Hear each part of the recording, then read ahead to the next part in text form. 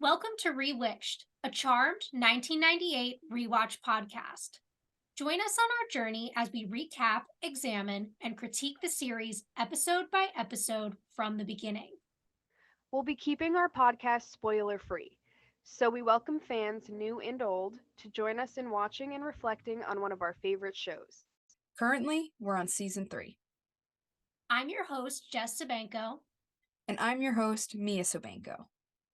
Now let's get into this week's episode. This week, we're discussing season 3, episode 12, Wrestling with Demons. It originally aired on February 1st, 2001, and had 5.99 million viewers. So we open at the police station. We're in the interview room and it's nighttime. Daryl, he's back. Yes, our boy is back. I know, I'm so happy.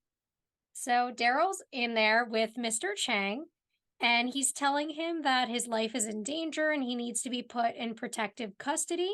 He's saying that there were 4 murders in the last week where the victim's picture was in the Metro section of the paper, but Mr. Chang thinks that this is crazy and no one would want to kill him. Then we cut to the main area where the sisters are all sitting together, and Prue says, "What do we do if Daryl can't convince him to lay low?" And Phoebe says, "We follow him, and if a demon attacks, we kick some wicked ass." Piper says, "Look who's back and badder than ever." She says, "It feels good to be back. It's the best way to put this whole Cole thing behind me." Then Prue thinks that it's quite the turnaround. She says, "Up until last week, you were kind of quiet and not really interested in things demonic. And now," she says, "I am back. Bad guys beware." Then they look over as Mr. Chang and Daryl come out, and Daryl walks over, and Prue asks if he got anything out of him, and Daryl says just a migraine. He says that he has to let him go because he declined protection, and that they have to just follow after him to see if a demon attacks because Phoebe's premonition happened at night. Okay, so our little intro, we got this guy that's under attack and making things very difficult. And I assume, Phoebe had this premonition or something that's made them realize that's their next victim. Also, question, because this episode references a lot, and did I miss something? Was Phoebe that disinterested in demon stuff? I know she was disinterested in hanging out with her sisters, but I didn't feel like she was disinterested in being a witch. Yeah, no, it didn't seem like that at all, but I guess just all around the lack of energy, But I don't know why they made it sound so specific to demon related stuff because it wasn't really. She was doing training and kicking ass just last episode. Yeah, it didn't, I don't know, didn't quite add up making it sound like that, but whatever the show wants to think. Yeah, I guess whatever they say is law. Yeah. They want it to be obviously relating to what happens in this episode with her. So that's why they kind of bring random stuff up that we haven't really heard before.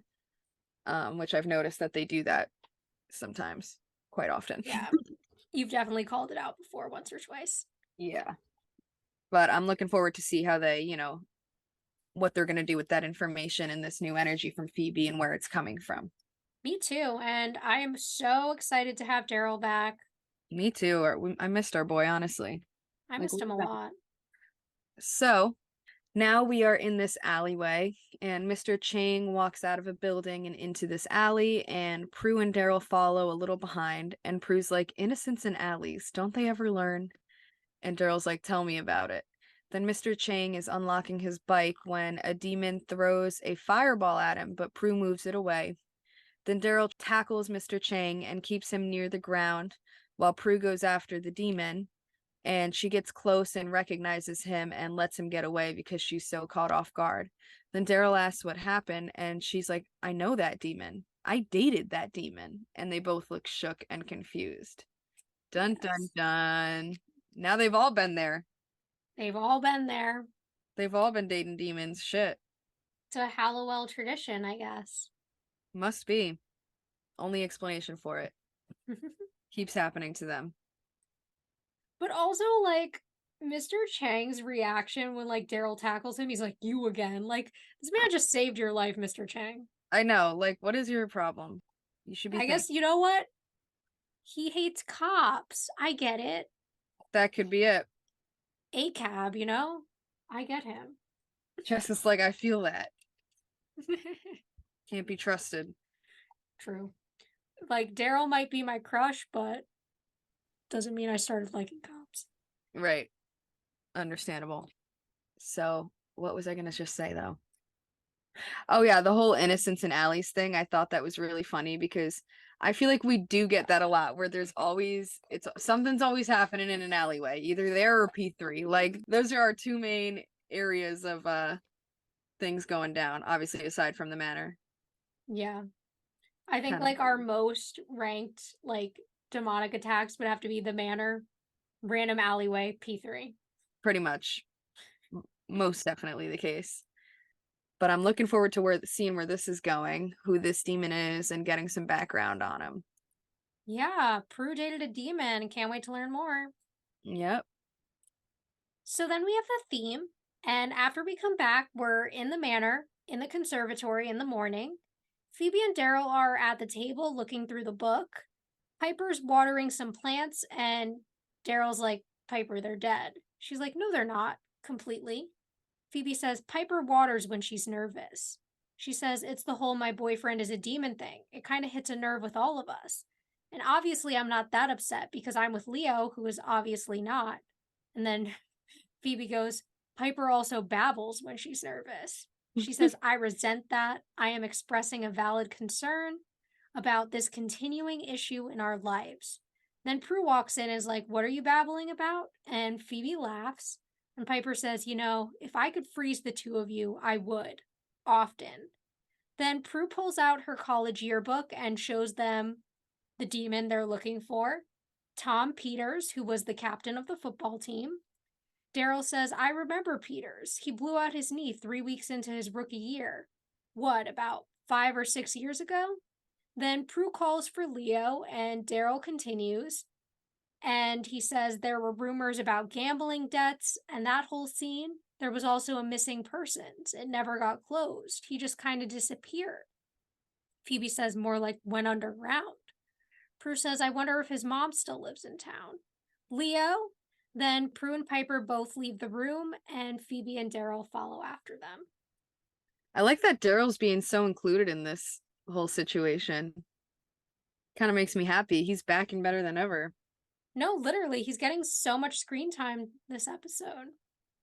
I like the whole comedic thing between, Piper and her babbling and watering and ranting. It's kind of funny because I feel like we do notice that a lot from Piper, which it works for me. And now we get a little bit of background on Tom, see that he was, I guess, originally seemed to be human. So I wonder how he all of a sudden became this demon or got these powers. And I'm looking forward to figuring that all out. Yes. I also have some timeline questions here. So Daryl's saying that his rookie year was 5 or 6 years ago. But if he graduated college, right, and went right into his rookie year, that means he would have been 22 5 or 6 years ago. But Prue is 30. She's not 28. So was Prue dating a younger man? I guess she could be. Yeah, because they didn't clarify that. That's crazy. Like, it should have been 7 or 8 years ago. The show just doesn't like doing math right. Shit happens way too much. You're always calling these things out. That's crazy. But aside from that, I'm interested to see, what this is. Clearly, if she knows his mom, it was more of a serious relationship, right? Which it makes it weird that Phoebe and at least Piper don't really know about him. Right. That she dated the captain of the football team and that they were together. It is a little odd to me. Yeah. But I do enjoy the sister moments, the teasing here. I think it's funny, Piper's, if I could freeze you too, I would. Like, right. Working really well, the banter. Me too. Works for me. So now we move to the kitchen, and Piper continues watering plants and asks Prue if she's sure that they should pursue this. Prue says, ask Phoebe, it was her premonition. And then Leo orbs in, and Prue asks what took so long, and then Piper walks over and they kiss. And he said, I have a situation. And Piper says, an us situation or a you situation? And he looks down, and she's like, don't tell me they've changed their minds about us getting married, because if that's the case, then you can just orb me up there right now. And Phoebe's like, cuts her off and is like babbling. And Leo's like, it has nothing to do with them. It has to do with me. I kind of sort of lost the wedding ring. And all the girls look very upset. And Daryl says he knows a ring guy downtown.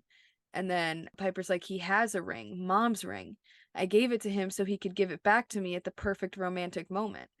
And then Phoebe says, wow, Leo, you lost Mom's ring. It's a good thing you're dead already. And then they keep fighting. And Prue interrupts because she has a business question and says, is it possible to turn a human into a demon? And he says that there are stories about demons recruiting humans, and that apparently the demons go after humans in need and strike your classic Faustian deal. But then the humans are forced into this training academy, a program that destroys their humanity. And when the recruits graduate, they have to kill an innocent to seal the demonic conversion. Then Daryl compares it to a gang initiation, and Phoebe says that this explains the 4 random killings, and saying that they must be graduating. Then Prue says, well, Tom is one human they're not going to demonize. And Phoebe's like, how do you know we're not too late? I mean, if we didn't get there on time and stop him. And Prue says he would have killed an innocent, and then it would have been too late. But we did stop him, so now we still have time to save him. And then Prue says she's going to go talk to his mom, and that maybe Piper and Phoebe can do a spell to find him, and she goes. I love Prue's concern here, and her, being so desperate to save him and want to be on his side. And it's kind of funny because I do have the feeling that the show's trying to make that connection between, oh, now Prue's trying to save a demon and Phoebe trying to save a demon. So I feel like that's a concept that's going to be brought up, even though it is definitely a different situation. But it is funny that we have this going on right around the same time. And obviously the whole Piper and Leo of it all, them losing Mom's ring, and we're gonna obviously have that as a B in the episode, like B plot. Yes. So total agreement here. I'm also wondering if we think back, and I didn't check because it just occurred to me now, but do you remember in the Cupid episode in season 2 when they were like listing all their loves? I wonder if Tom was listed as one of Prue's. Oh yeah. I don't know. We'd have to go back and look because they didn't say anything. So if there are any listeners out there who know the answer to that question, feel free to throw it our way. I'm going to check back in my notes though. Yeah, definitely should. If Tom is named, that would have been very smart of the show. It would have. And honestly, I doubt the writers think that far ahead. I think I'm giving them too much credit here. Yeah, no, because we've already seen some regular inconsistencies with them. Yes. But I'm very interested in this idea of humans turning demonic. I think that's not something we've heard or seen anything like in the show before, so I think it's a really interesting concept. We've seen demons using humans, but not recruiting them. So I'm really interested in this idea of this demon academy. Right. No, I'm definitely interested too. I mean, I know we've had some like, well, we never see them start as humans, but like the whole Wendigo episode where it starts out as a human whose heart turns to ice or something like that. Like we know that it is possible for them to turn into something else, but the whole idea of like a whole training school program for it is definitely a new concept for us. Yeah, and I think when we see things like the Wendigo, like it's more of a creature. So they like lose humanity in a different way. Like I'm interested in this willingly making a deal to lose their soul type of idea. Exactly. That's different. Yeah. I'll also just say it's so funny when Daryl like is trying to help. He's like, "Oh, well, like I know a great ring guy." Oh yeah. Like, no. No. This is not the case. We don't need your help right now, Daryl. But also, like, if I gave my fiance a ring to give to me and he lost it, I would be so upset too. So I feel you, Piper. I would be going off on him. Which but she also did. Very sweet that she's using their mom's ring. I know, that's sweet of them. But then, like, what happens to the other sisters? They don't get their mom's ring? Maybe they can use one of Grams's many. True, she was married, what, 4 times? Right, yeah, as far as we know. So then we're at some office, possibly the Demon Academy. There's a man sitting in a chair across from a man who we find out is named Mr. Kelman. And the man promises that he can pay him back with more time. Kelman tells him that his debt is due and payable, and then opens this door that appears in the wall, and then throws him in as the guy screams and like goes down this elevator that just seems to go on forever, maybe to like hell. Tom looks down as this is happening. Then Kelman says, "Now I don't have to go over all of this again with you too, Tom, do I?" And he says, "Temporary setback, Mr. Kelman. It won't happen again." Kelman says, "You're not the only one exposed here. You got a contract with me, and I've got one with the source. 5 full graduates by tomorrow night. Now all the others have made their kills. What's the problem?" Tom says a witch intervened. He says, "How the hell did that happen?" He says, "I don't know, but I wasn't followed. I used every safeguard I learned in the academy." And Kelman says that she must be tracking the innocent. He says, "We'll have to get you another one." Then he grabs the newspaper and points to the mayor's aide, and Tom goes. All right, so now we have a little information about this academy. Whoever this Mr. Kelman is, he must be the man in charge, obviously. I don't know what this debt is that they're talking about right now, but I guess maybe we'll see. I don't think we're going to find out. I don't think we're ever going to find out. What I will say is this reminds me of Magic Hour a little bit With when. Bane? What? Oh, wait, with which one?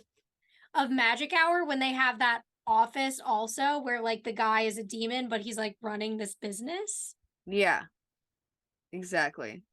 It definitely gives off the same vibe, and I think that that's exactly what Kelman is doing here. He's just so perfectly cast, Kelman. Yeah, he is. I like him as our bad guy too. The way he acts, very I don't know, very much like, Yeah, and it's all in the mustache for me, if I'm being honest. yeah, the hair, the face, just the facial features, his reactions to things, the way he talks, like it's working so well for me, I must say. Yes. Also, Kelman's up. Tom, cutie. Yeah, he is pretty cute. He's like adorable. Yeah. Anything else to add here?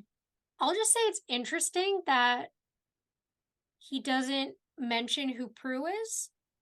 Right. I wonder if he either doesn't remember or doesn't want to admit it to Kelman because, I mean, he doesn't want Kelman to think that this is going to pose as any weakness to him.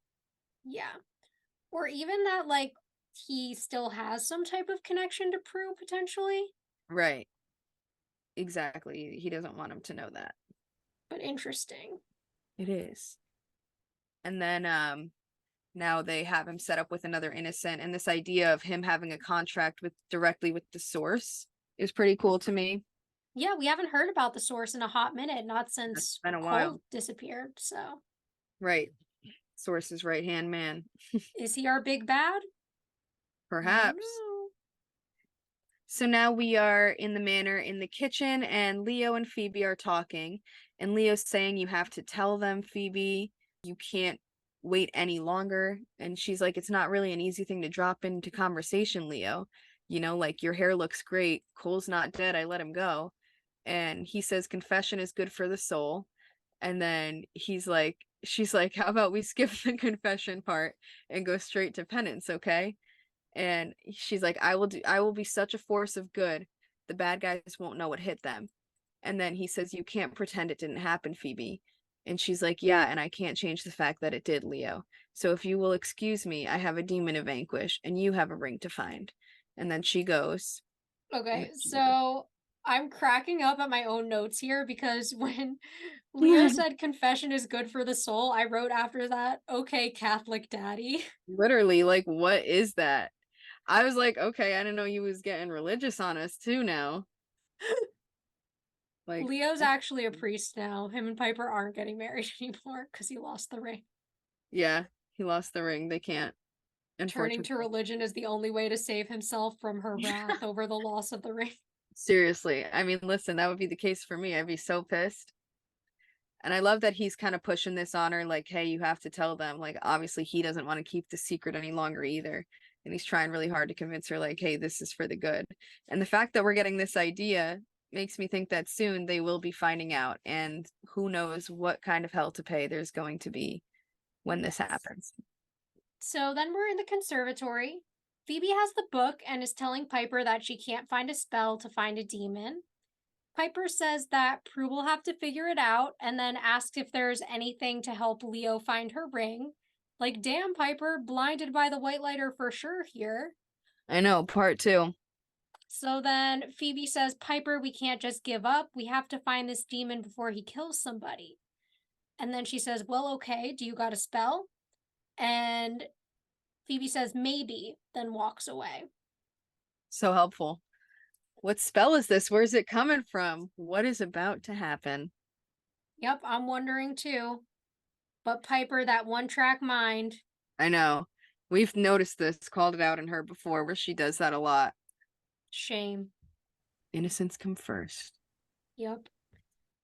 So in Phoebe's room, she goes in and pulls out a chest from under her bed and finds a piece of paper that's a lost and found spell. Then Piper walks in and says, I'm afraid to ask. And Phoebe's like, just something I thought I needed and then decided that I didn't. And Piper takes the spell and looks at it and says, do I want to know what you were trying to find? And Phoebe sighs and looks away and then finally says, coal. And she's like, honey, you were trying to bring a demon back from the dead? And Phoebe's like, no, he's still alive. I never really vanquished him. It's over though, he's not coming back, and I don't want him to either. And she's like, Phoebe, you let him go? Are you out of your mind? And Phoebe's like, he's not after us anymore. He won't hurt us. And Piper says, you don't know that. And she says, yes, I do, Piper. I couldn't kill him. And Piper's like, Phoebe, you lied to us. And Phoebe looks down and she's like, I know, I'm sorry. Piper says, you have to tell Prue. And Phoebe says she won't understand. And Piper's like, yeah, well, she's not the only one. So Piper's reaction to this is kind of bizarre to me. Not bizarre, but like, I didn't know what I was expecting from Piper, you know? And like, she almost seemed a little more like, oh, Phoebe, like, come on, you know? As opposed to like freaking out, like, what the hell? Like, the anxiety that we know Piper has. Yeah. No, that's true. I didn't really think about it that way, but you're 100% right. We've seen Piper so nervous all episode, and then all of a sudden we see this very bland reaction from her. And Yeah, I'm wondering if it is because she's having such a one-track mind about the ring. right. That could very well be the case with Piper. And I mean, we'll see in the next scene where she makes little nitpicky comments. But aside from that, yeah, this reaction was not crazy.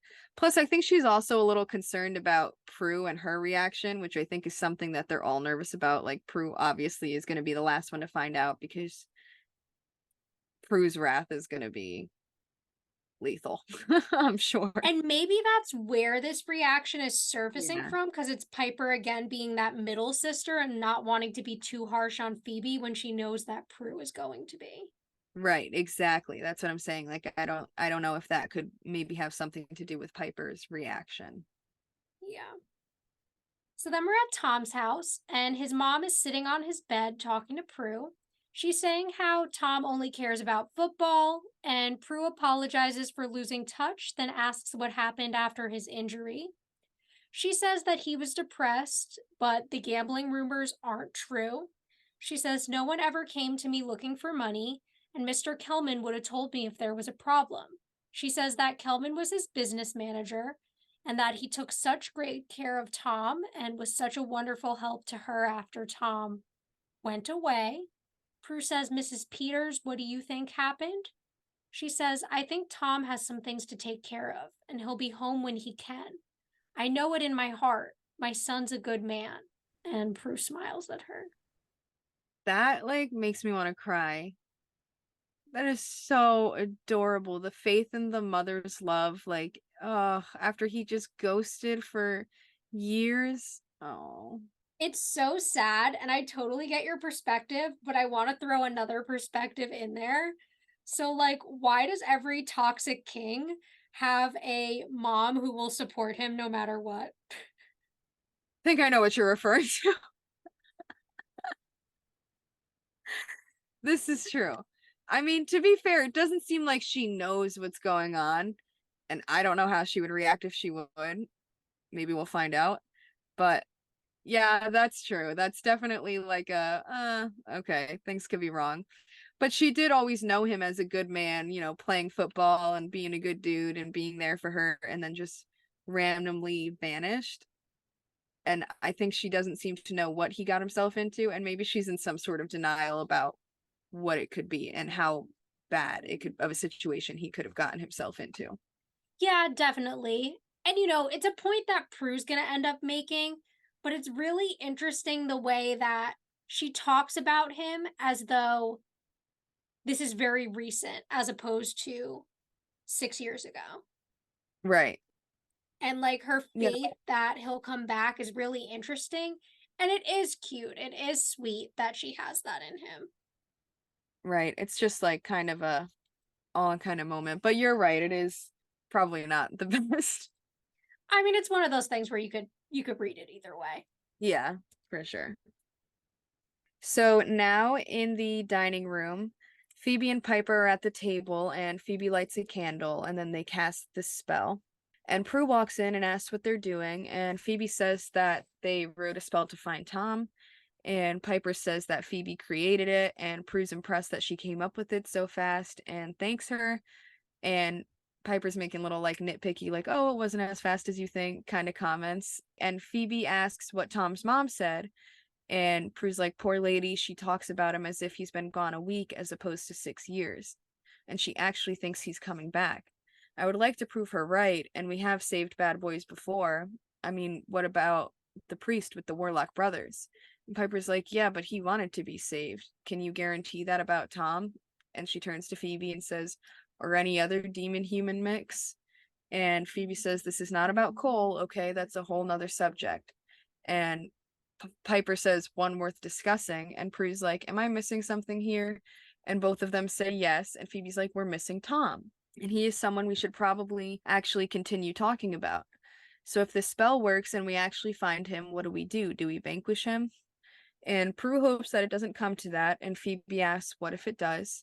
And then they hear a loud noise from outside. And Prue asks what it was. And Phoebe's like, her changing the subject, like, points out Prue changing the subject, and they all go out to see what it was. So I love Piper in this scene, the way she keeps like trying to get Phoebe, like give her an opening. But Phoebe's just like, no, no, no, no, no. Yeah, this is not the time. Can't do this now. Yeah. Very nervous to tell Prue what's going on. And I love Piper kind of busting her balls a little bit and trying to get her to tell her. Yeah. I'm also really interested in what's driving Prue to want to save Tom so much. The way she's like, I hope it doesn't come down to vanquishing him. I want to bring him back for his mom. Like, Right, I wonder where that's coming from. Like, I get that she knew him in the past, but maybe it's because she knew that he was such a good man before that it's just like hard for her to see this side of him. But I don't know. Yeah, this like deep-rooted care and desire to save him is wild, you know? yeah, and it does kind of bring me back to the episode that she mentions here, when bad warlocks turn good, and how in that episode, because of the emotional connection she had to the priest, Brendan, Mm-hmm. how much she was willing to go through to save him. And now we're seeing that again with Tom. Like, I think sometimes we forget that there is a little bit of a lover girl in Prue. Oh yeah, and with what's his name, Brendan? Oh wait, no, that's what you just said. I meant to say Bane. Like she does have that in her where she'll go to desperate lengths to save these guys. So she can and see, I think that's kind of why the show is making it almost seem like that for her because they know that it kind of relates to what Phoebe's going through with Cole. And Yeah. how, Prue can do the same things too sometimes, even though she's a little too prideful to admit those things. Yeah. And I really like the way that you brought up Bane here, because I think what the connection between all these characters is they're good people who did something bad, or who got brought into a bad situation somehow, either by their own doing or by someone else's, but they're all humans who are getting mixed up with evil. Exactly. The only other thing I'll say is it's interesting bringing up Brendan because, like Cole, he's half human. Yeah. And I know that's why they kind of slid that in there. Yeah, that was really clever, so I appreciated that line. Mm-hmm. So then we cut to the front porch, and there's a paper there, and the sisters point out that it's the middle of the afternoon, and then they see that all the pictures are missing, and they realize it's because of the spell. The only picture there is of Claudia Gibson, the mayor's aide, and they see that her speech started 10 minutes ago. So Phoebe grabs her keys, and they all leave to go. So then we cut to a parking lot, and we see Claudia walking to her car on her cell phone. Tom approaches from behind her and looks around. And then, just as he's doing that, Prue's car pulls up and the sisters get out. He starts to throw a fireball, but Piper freezes him. Then the sisters run up, and Prue says that they aren't going to vanquish him. And Phoebe says that he almost killed that woman. And Prue says almost, but didn't. Then she uses telekinesis to throw the fireball into a car tire and says that they need to take him back to the manor. And Phoebe's kind of like, "You're bringing him to our house?" Yeah. They're not having Prue act like this, you know? But at least she is being like, you know, letting them know what's going on in her head as much as possible and trying to. But she always has this confidence in these people when she's the one that cares about them, you know? Yeah. But it doesn't feel like she feels the same way when it's the other sisters. Like she has No, this trust in herself. yeah, it's very interesting that, like, when it's the person she cares about, she's so willing to trust them and give them an opportunity to be good.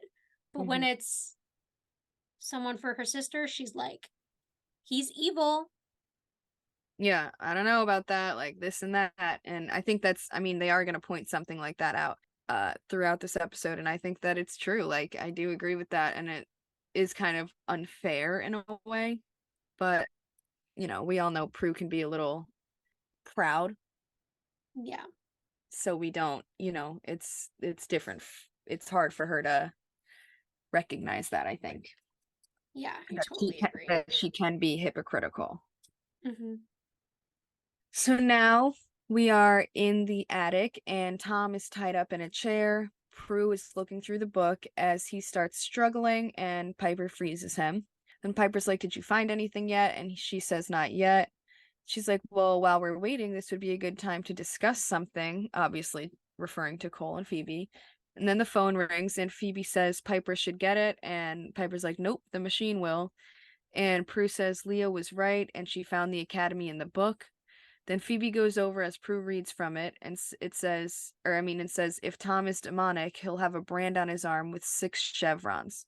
Then Piper rolls up his sleeve and sees that there are 5, and she's like, good, that means that he's not fully converted. And Phoebe says, we better vanquish him while we can, and Prue says, you know, when Cole was the hybrid in question, you were all about saving him. And Piper says, excellent point. And she's like, well, yes, well, I learned from my mistake. And Piper says, and which mistake is that? And she says, believing that I could save a demon. Then Prue says, well, like I said before, this is different. And Tom unfreezes. Then Prue walks over and asks him to look at her and asks if he remembers her. Then he throws a fireball at her but misses. And Piper says, does that mean he remembers you or that he doesn't? And then the phone rings again, and so does the doorbell.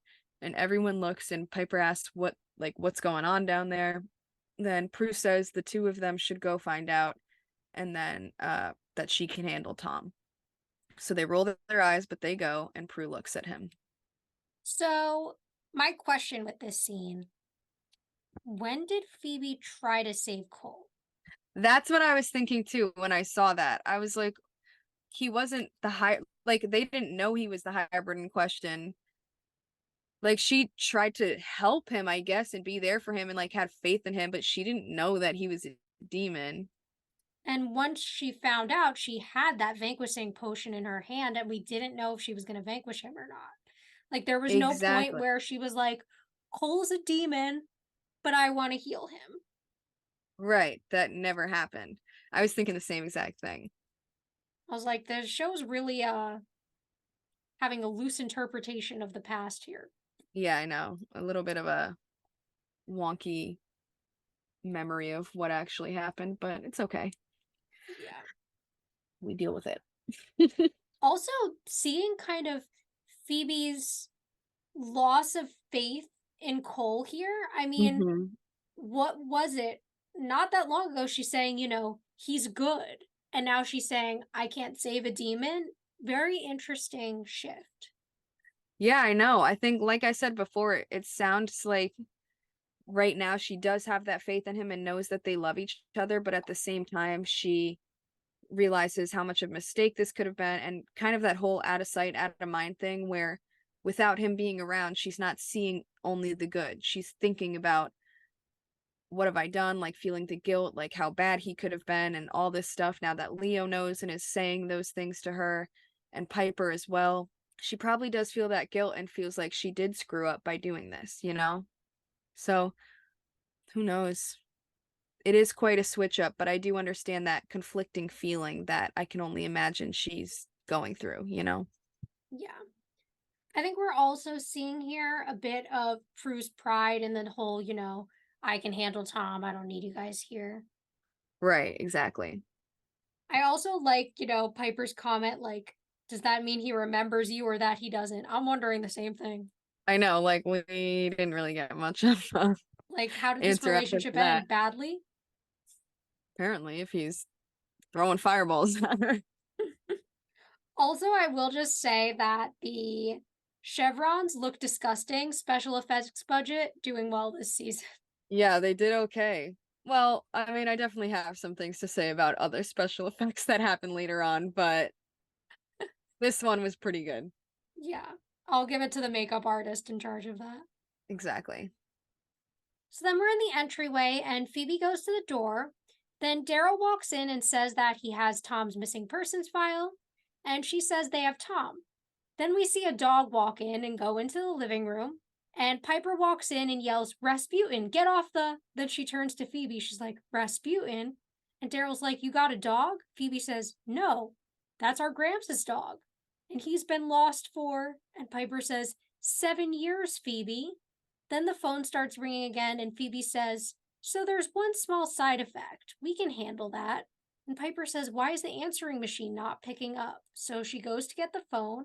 Phoebe says, I cast a little spell. And Daryl says, the less I know, the happier I am. And then they start to walk away, and we see that Rasputin is just chilling on the couch. That is the cutest dog, I must I say. know. Adorable. I love that name too, Rasputin. I think it's so funny. Okay, so now we're seeing the B plot kind of happen, the difficulty of the lost and found spell. Not sure how it has any like really pertaining to the episode.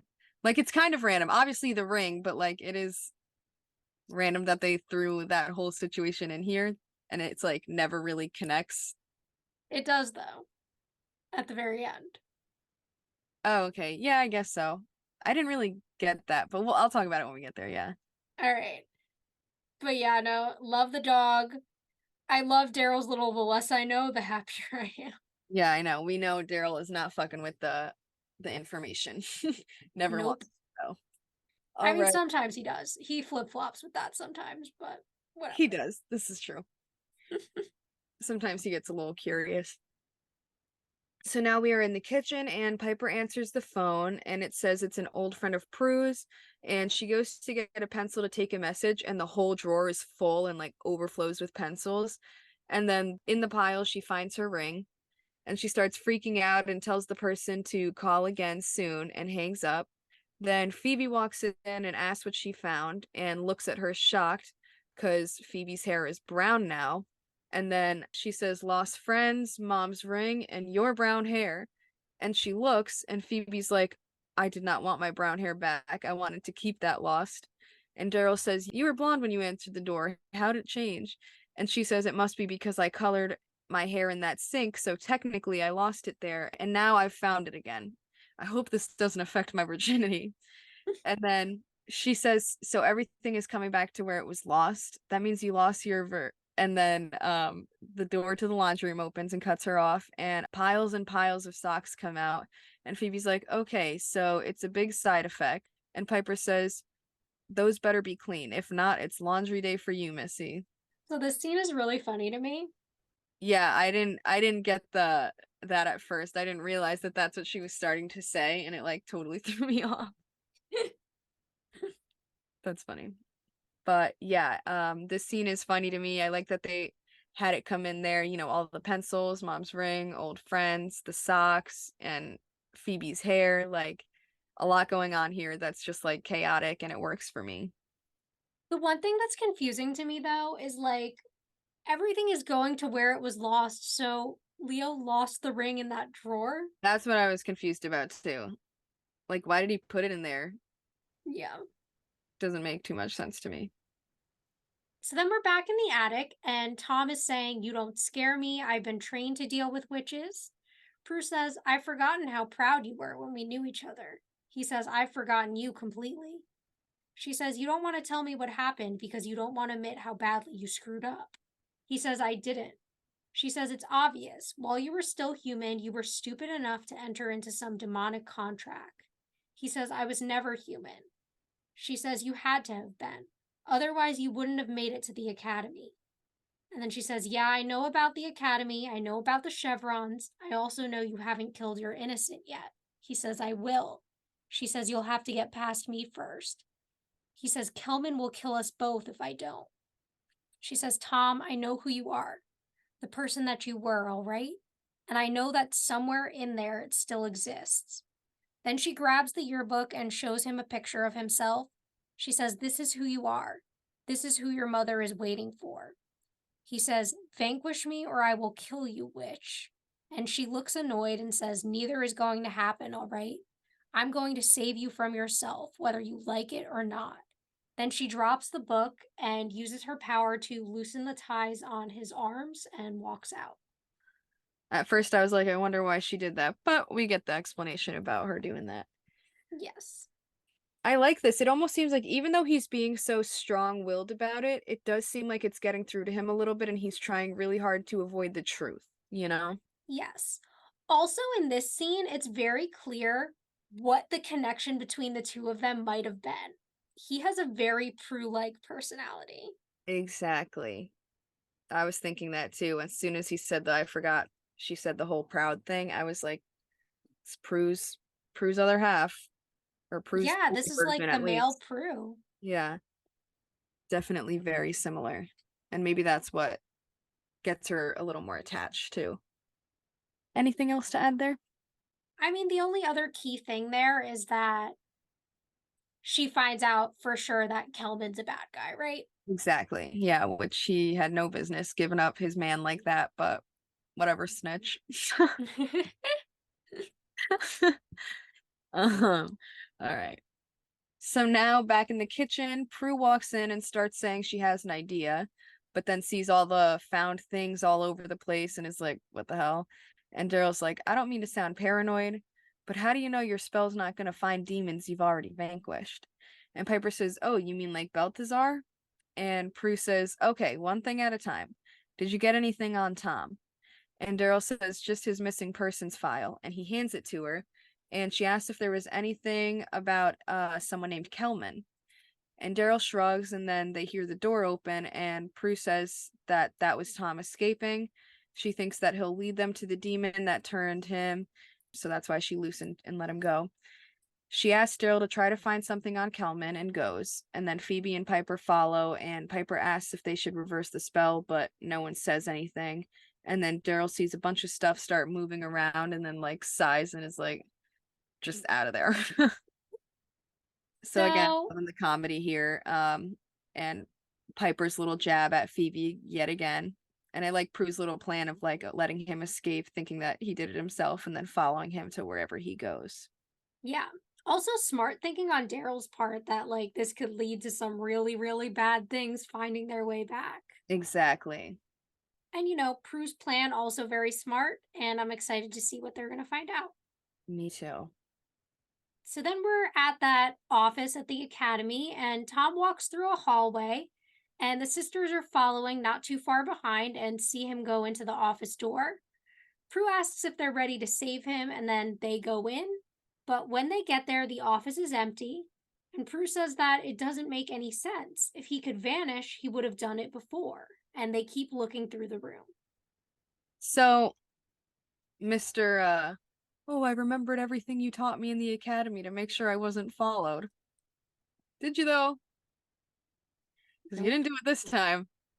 They were tailing your ass. No, literally. And they weren't even being that sneaky because let's be real, those charmed ones are not sneaky at following people. Oh, they're right behind him, just standing right there, following down the hall. And he's just on Like, such a. there's nothing about it that's incognito. Like, they're just there. I know. They just are simply there. It is kind of funny to me. And then obviously we know that he's in that hidden elevator that is in the room. Yes. So now underground in the academy room, we see the elevator go down and Tom steps out into this creepy, like, underground room. Kelman is there talking to a group of guys about defeating opponents.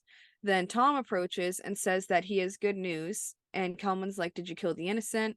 And he says, "Better. I can deliver you 3 witches." And Kelman's like, "I don't care about witches. I care about deadlines, yours and mine. You know, if I weren't running out of time, I'd have you drum." And then he sniffs around and says, "Is that humanity I'm sensing from you? How'd that come back? You need a refresher course." And he waves his hand and the room lights up and there's this giant wrestling ring there. And Tom gets dragged away by the people. So I guess I'm trying to figure out what, like, his position is. Like, is he like a coach, trainer, manager for this school? What is the business? Like, I feel like there's a lot going on with Kelman. So I think he's kind of all of the above. Like, he's the Yeah. recruiter, he's the trainer. Right. And he's just the one running the show, basically. Yeah. But I just love his reactions here. He's like, I don't care about witches. I care about deadlines. Yeah, I know. He's so on top of it. I love his reactions. He did so good. He's the male Natalie from last episode. Yeah, he is the evil Natalie. Yep, he's got that lawful evil thing going on. Right, he really does. So focused. But also interesting that conversation with Prue reawakened his humanity a little bit. Yeah, it did. He definitely does remember her at this point, I feel like. Yeah. So then we go back to the office, and Piper's like holding a soccer ball thing that was on the desk. And they start to realize that Kelman must target athletes to make deals with. And Prue asks Phoebe if she can rewrite the lost and found spell to find Tom. So she tries it, and then we see the elevator doors appear in that wall, and the sisters all walk towards it, and Piper's saying how she has a bad feeling about this. I mean, smart idea to rewrite the lost and found spell to find that door and find Tom. But other than that, it's kind of a quick scene. I don't have too much to say. Yeah, it's mostly just continuing the plot along. Exactly. So now, back underground in the academy room in the wrestling ring, intense music is playing. And the guy from before, who we saw in the office owing money, is backing up against the ropes and is very nervous. And Tom is standing there watching this happen. And then this huge, muscled wrestling guy in yellow pants is looking at the guy and laughing. And then Kelman and the others watch from the sidelines, and the big guy attacks, and Tom flinches at this happening, and the big guy just keeps beating up the guy who owed money. So, this wrestling thing, I'm gonna be so for real, it makes no fucking sense to me. No sense. It doesn't fit in at all. I don't get it. Like, they just wanted to throw wrestling in here, I guess, because WWE was popular at the time. Like, I really don't get why this is happening. Yeah, no, I don't either. I don't really have any logic behind this. Like, it looks kind of cool. I get it cinematically, but, like, it just doesn't make sense. Yeah, sense-wise, there is none. Like, you owe someone money, so now you get thrown in the wrestling ring? Like, I don't understand what that does, how that works. God only knows. Yeah. Interesting plot sake. Yes, very interesting plot sake. I guess the only other thing worth mentioning there is, like, obviously Tom's humanity is back because he's like flinching watching this, right? Right, yeah. So then we cut to the elevator, and Piper's like, remind me again why we're doing this. Phoebe says, because your sisters have a thing for saving bad boys. And Piper says, if I die before I get married, I'm going to be really mad at the two of you. And then the doors close and they all start screaming as the elevator starts dropping. They all get like really close together as the doors open and they get up and walk out. So I like the little sisterly banter there. Aside from that, again, not too much to say, more just pushing the plot, but I love when they throw in little sisterly moments, Piper's worry and concern, and kind of just their personalities shining through. Yeah. So now in the academy room, in the ring, the big guy is still beating the shit out of the other guy. And then the sisters approach and start watching this. And as the guy is pinned down, a ring of fire starts to appear and slowly open up below him, and he gets sucked in. And Kelman looks excited, and the sisters look shocked. Then Tom looks unhappy with this, and Kelman calls next, and Tom gets pushed into the ring. And then the big guy motions for him to come closer, but Tom's like, no. So here's kind of where I was talking about with the Wonderful special special effects. effects. Yeah, the hole in the ground and the guy like falling and slowly getting smaller. I was like, wow, that is so crappy. For 2001, it's not so bad. I'll give it that. That's what I'm saying. Yeah. Yeah, for 2001, that's a pretty good special effect. But I mean, obviously, for today's like CGI and special effects, it's Awful. trash. Yeah, it's so trashy, but I love it. Yeah. And I mean, it's interesting that like getting pinned to the mat opens up this portal to like hell or whatever. Yeah, I know. Keeping them down. Yeah. Then Tom looks ready to fight, and Prue is saying his name from the side and starts to run forward, but her sisters stop her. Then Tom and the guy are fighting, and he's obviously getting his ass kicked. And Phoebe thinks that maybe they should leave, but then Prue says no because Tom's about to be killed. And Phoebe says, so we're supposed to risk our lives for a demon? Of course, it's okay now that it's your demon, right? Then Prue looks confused by this comment, and Piper's like, the thing is, isn't it silly for the three of us to sacrifice ourselves for one guy, whatever kind of guy he was?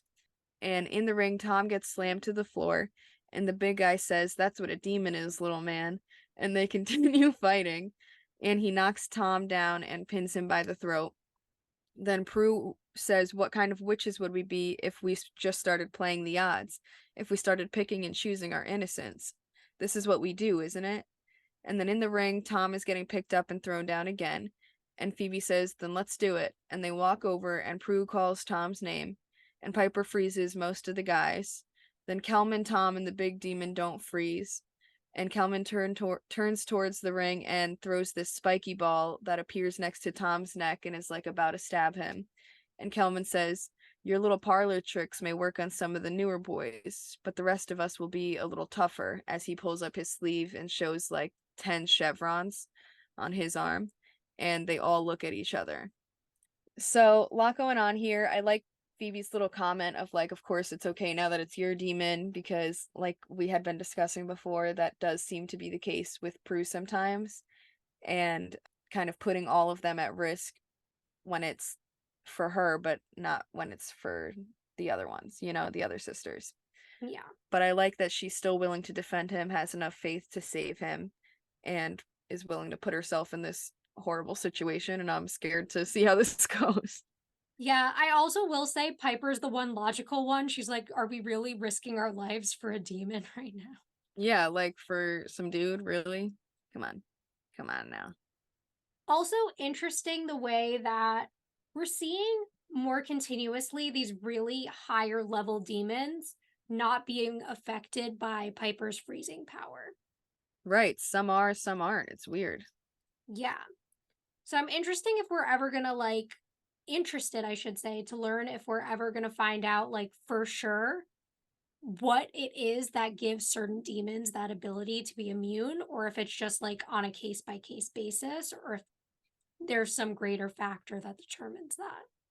Right, yeah, I definitely am curious about that as well.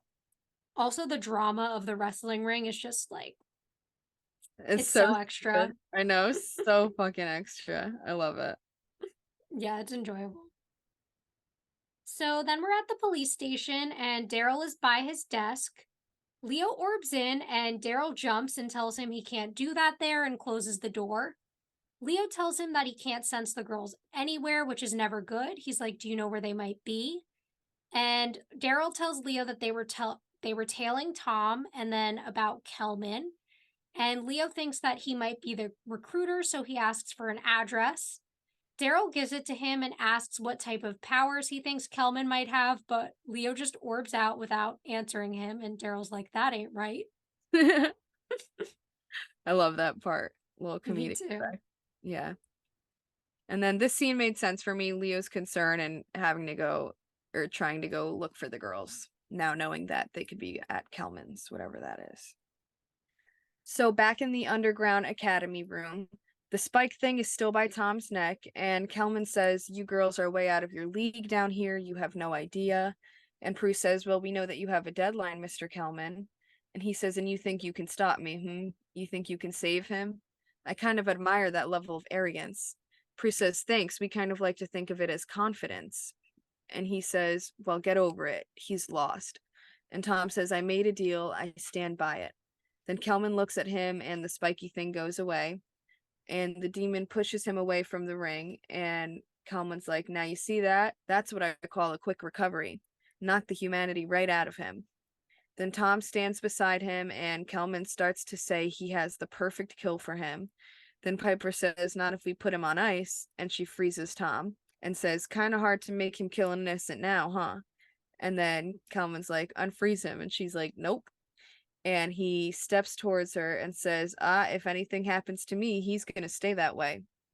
And then the demons look at each other, and Phoebe walks over and whispers, "Is that true?" And Piper's like, "Yes," like obviously not knowing. And then Kelman's like, "You're bluffing." And Prue says, "Are we?"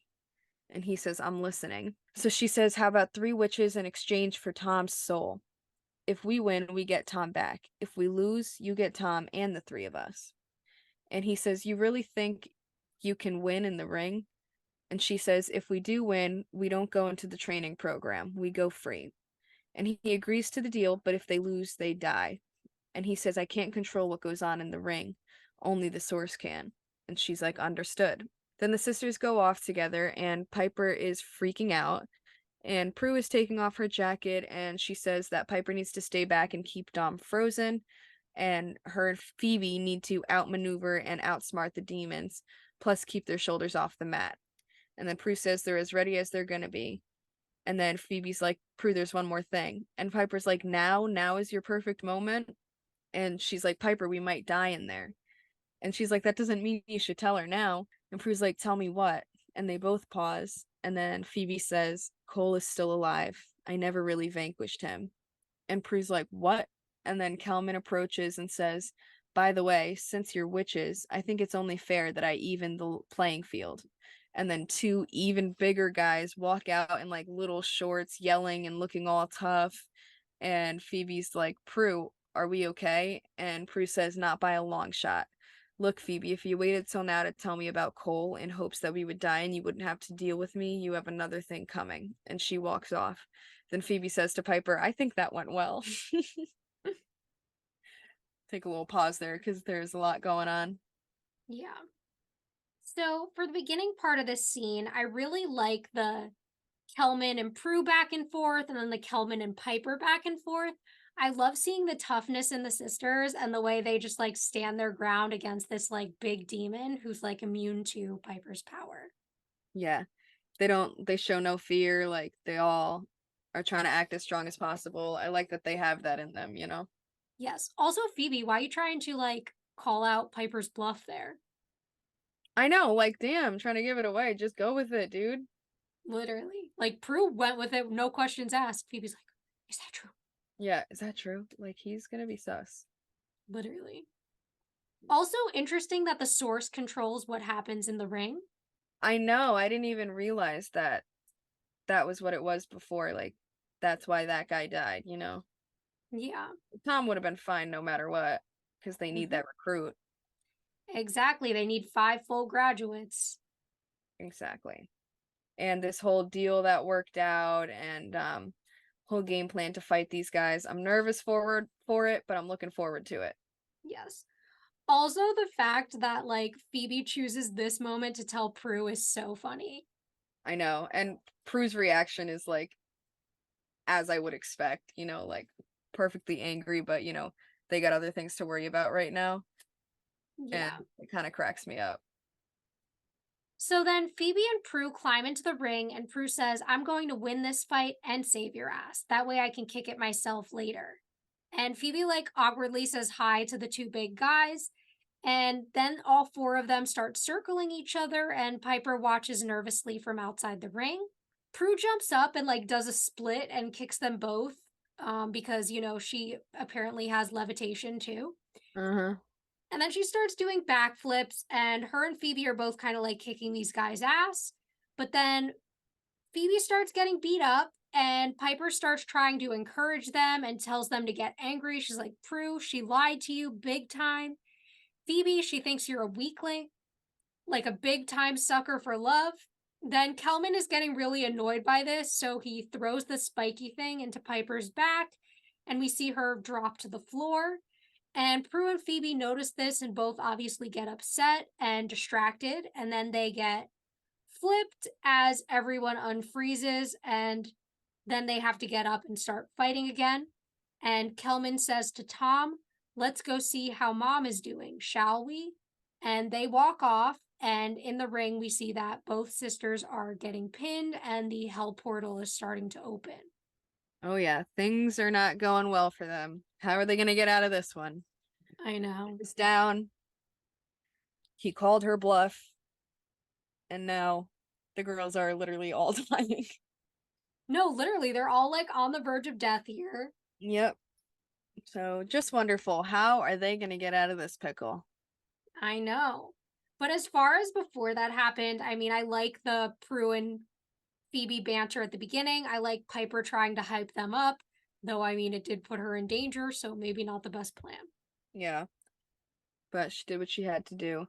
And them obviously kicking some ass, even though it makes no sense with some of the things Prue was able to do. I think it's very cool still. It was. It's very cool looking. It's very fun to watch, but it's like, that's not one of Prue's powers. Right. It doesn't make any sense. Yeah.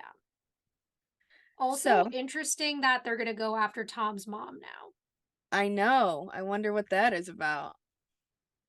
Dun, dun, Why dun. he chooses to do that. Dun, dun, dun.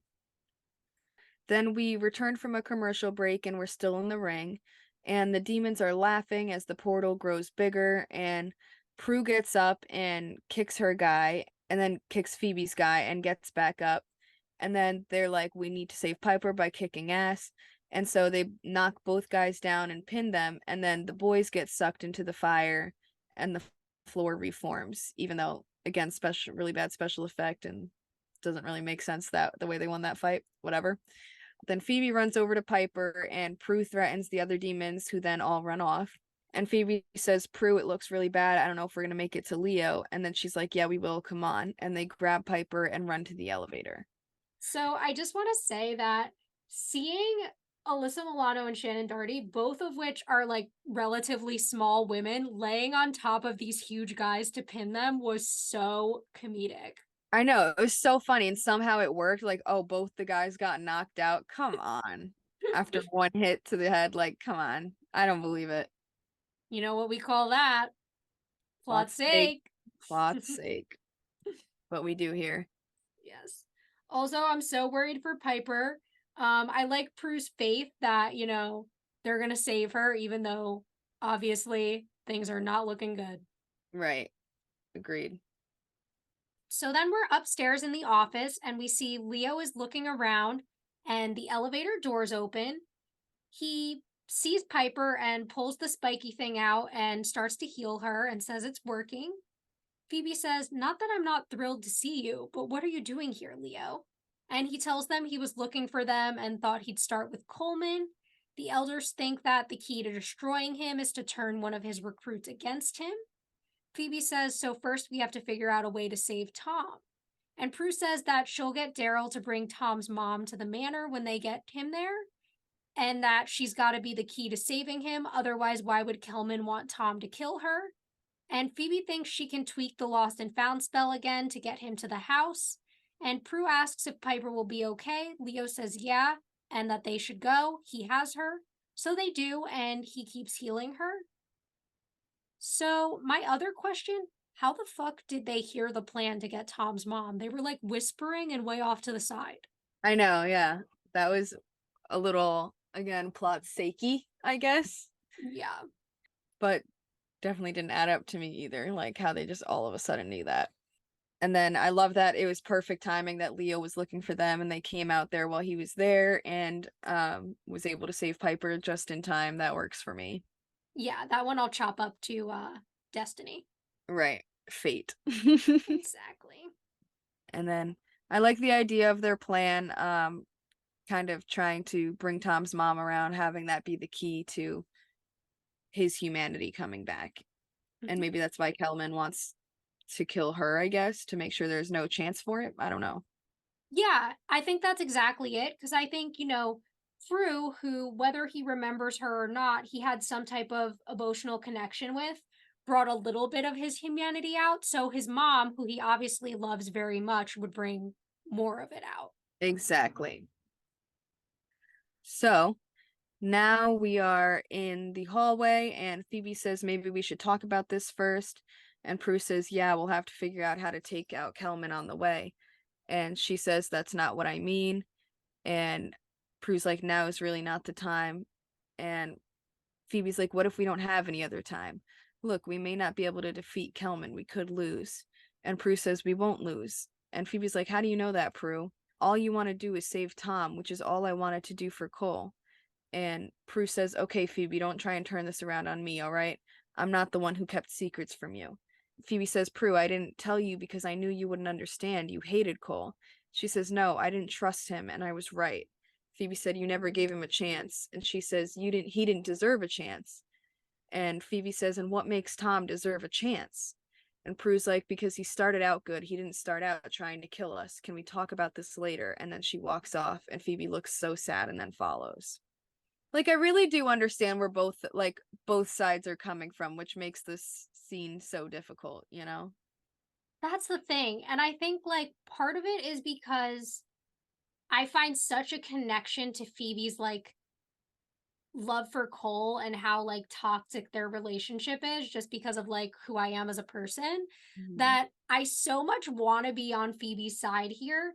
But at the same time, I totally do understand where Prue's coming from as that sister saying he didn't deserve a chance. Like, she's right. Cole's evil. He technically did not deserve a chance.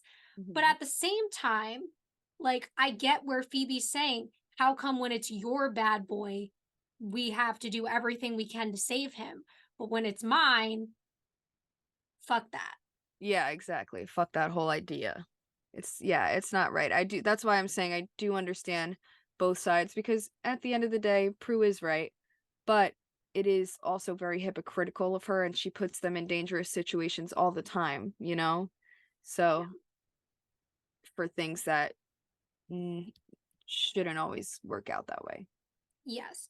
And I will agree that I get being upset about Phoebe keeping it a secret, especially after, what was it, 2 episodes before the Cole thing, or 1 episode before they decided not to keep secrets from each other anymore. Right. Right. And we've been having little hints of like, oh, you don't keep secrets from the ones you love and this and that. Kind of dropped hints of that at us. Exactly. So then we're in the office and Piper wakes up and says hey to Leo. And she's like, guess what? I found mom's ring. And they hug.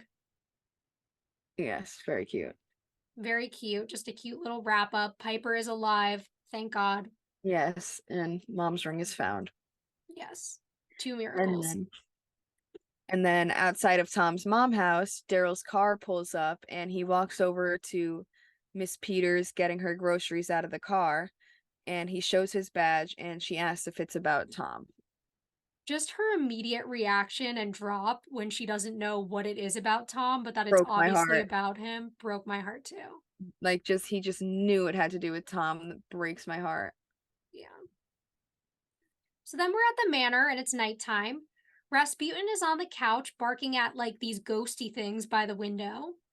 Daryl and Mrs. Peters walk in and she asks what the noises are, and Daryl's like, I'm not sure.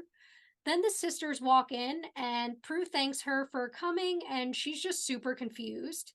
Prue asks Daryl if there's any sign of Kelman and he says no, but there are plenty of other signs. And then they see the little ghosty and Phoebe says, uh-oh, looks like some lost souls were found.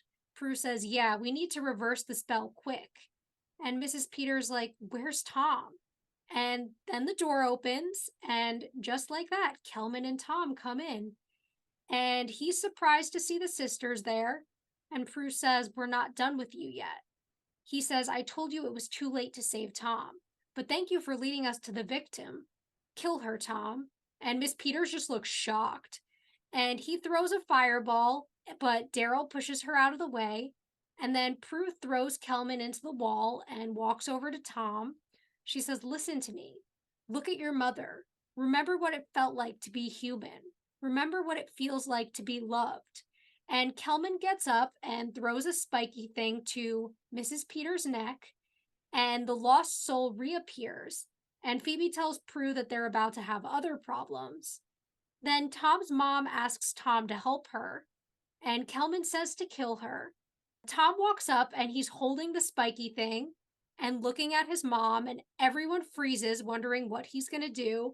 But then he turns and throws it so that it lands in Kelman's neck. And as this is happening, the lost souls start flying around everywhere, and then they go over to Kelman, and he starts like disappearing. And Phoebe does a reversal spell, and so him and all the ghosties disappear. And Tom lifts his sleeve, and we see that the chevrons are gone. His arm is back to normal. His mom is standing by him, and he apologizes to her, and they start hugging, and she tells him everything is all right. Then Prue smiles, and Phoebe says to Prue, I guess some guys are worth saving after all. If I was Tom's mom, I'd be like, what the actual fuck is going on? I gotta get out of here now. Like, no, literally. I'd be like, She's you just way tried too to cool kill me. about this. What? You just tried to kill me? What? That's what I'm saying. A mom always forgives that toxic king, you know? I know. She immediately, oh, it's okay. Don't worry about it. Don't worry. Ain't no thing. It's fine. You were gonna kill me. No worries. Love you. You're such a good boy. No, I know you're a good boy at heart. Like, Jesus Christ. Okay, Miss Peters. Whatever you need to think. No, literally. But yeah, aside from that, I did like this little fight. I like that, you know, seeing his mom, it was the key to his humanity, and Prue talking him into that and getting him back, you know? Yeah. It felt very, you know, realistic for me. It worked well. Kelman kind of trying to fight his way to the end and not working.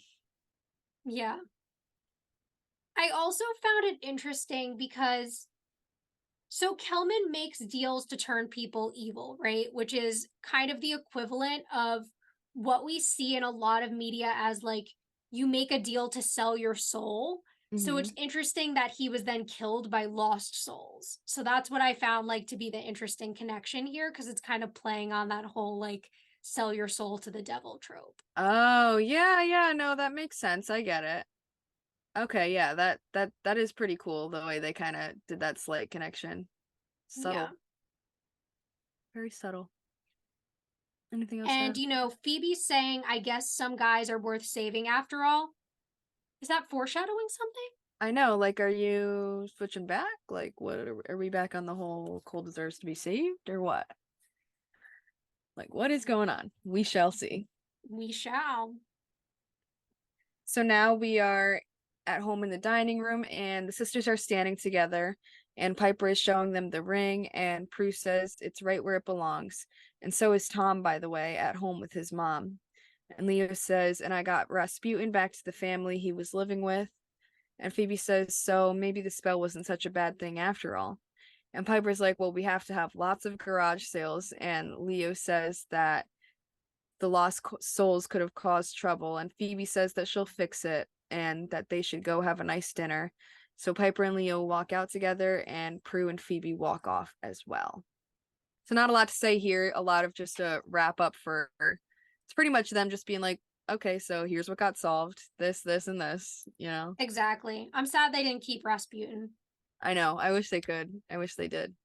Speaking of pets, whatever Where's happened to Kit? Kit? Where is Kit? I'm wondering the same thing. Like, I feel like we haven't seen her since Magic Hour. Yeah, it's been a while. Yeah. Did the writers forget they have a cat? Could be. Could be the case. So then we go to the final scene of the episode. We're in the living room and we see that Phoebe is burning the spell in the fireplace. She says, so now everything's back to normal. And Prue asks about her hair and she says that she thinks that she's going to go back to blonde. And Prue asks if there's anything else. And she goes over and sits on the table in front of Prue and says, no, you were right about Tom and I was wrong about Cole. I'm sorry. And Prue says, and you think that just takes care of it? She says, no, well, obviously an apology doesn't fix it, but I'm not stupid, Prue. I know I made a bad choice. Prue says, a choice that betrayed us. She says, I didn't do it to betray you, Prue. I did it out of love. She says, right. Love that almost got all of us killed. She says, you wanted to save Tom after I don't know how many years. Why can't you understand how I felt about Cole? Prue says, Phoebe, what I don't understand is how you could have lied to us. A lie that still poses a threat to all three of us. And she looks away and says, where do I go from here? And Prue says, I don't know. And then they just look at each other. And that's the end of that. So we're not ending on a great note.